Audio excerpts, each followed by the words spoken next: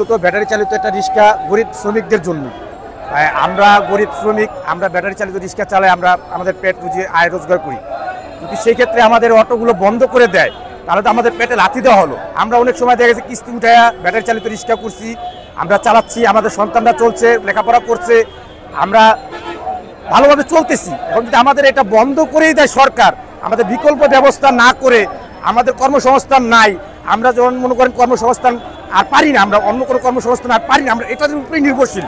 কারণ আমাদের এটা যদি বন্ধ করে দেয় তাহলে আমাদের পেটে লাথি পড়া হলো।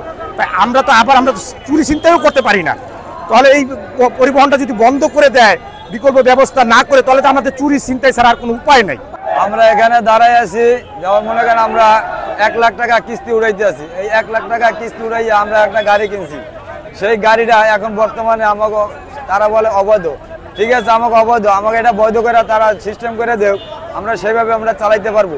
তারা জানে একবার যদি বন্ধ করে দেয় তাহলে আমরা পরিবার করে কেমনে কি আমরা চলবো, কিন্তু সেই চলার পথটা তারা করে দেবো। হাজার হাজার লোক আছে, এই হাজার হাজার লোক কেমনে চলবে, কেমনে ই করবে, শুধু আমার জন্য আমি বলবো না, আমার বলবো সবাই যেন একত্র হইয়া সবার জন্য একভাবে কাজ করতে পারে।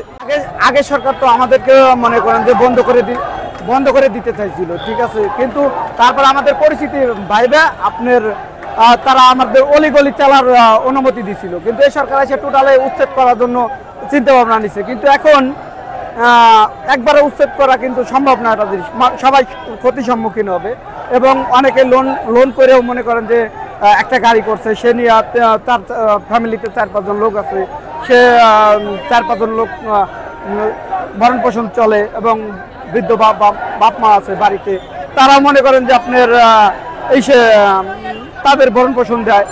এখন হঠাৎ করে বন্ধ করে দিলে তার কর্মব্যবস্থা কি, তার বিকল্প ব্যবস্থা না করে হঠাৎ করে বন্ধ করা এটা কোনোদিনও পসিবল না। এখন যদি আমাদেরকে মেন রোডে না উঠতে দেয়, তাহলে অলিগলিতে যদি চলতে দেয়, আমরা এক মহল্লা থেকে আরেক মহল্লা গেলে আমাদের মেন রোড ব্যবহার করতে হবে। মেন রোড আমরা পুরোটা ব্যবহার না করলাম, আমরা এক মহল্লা থেকে আরেক মহল্লা মেন রোড আপনার ক্রস করার জন্য আমাদের একটা থানাদিন আমাদের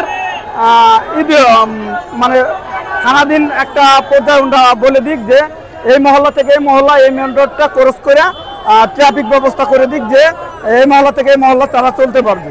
এরকম যদি ব্যবস্থা করে দেয়, আমার মনে হয় যে এটা এই সংকটটা কাটানো সম্ভব।